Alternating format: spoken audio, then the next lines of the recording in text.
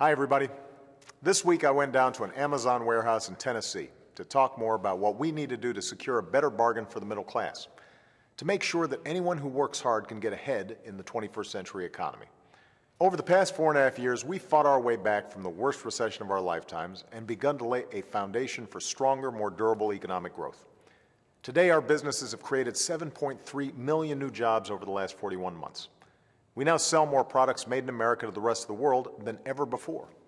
Healthcare costs are growing at the slowest rate in 50 years, and our deficits are falling at the fastest rate in 60 years. But as any middle-class family will tell you, we're not where we need to be yet.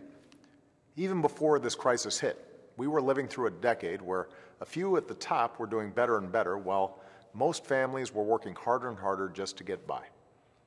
Reversing this trend must be Washington's highest priority. It sure is mine. But too often over the past 2 years, Washington has taken its eye off the ball.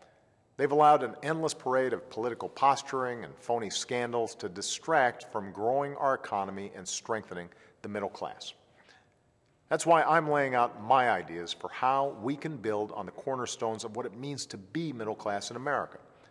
A good education, a home of your own, health care when you get sick, a secure retirement even if you're not rich, and the most important cornerstone of all, a good job in a durable, growing industry.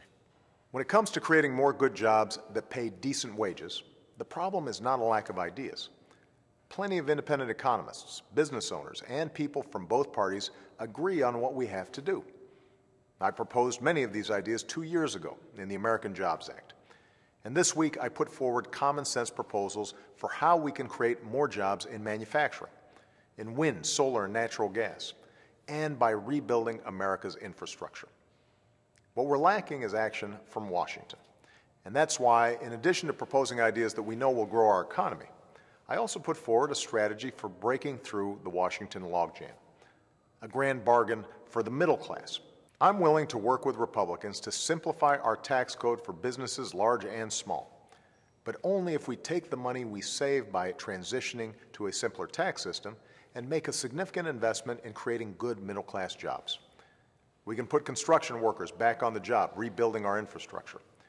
We can boost manufacturing so more American companies can sell their products around the world.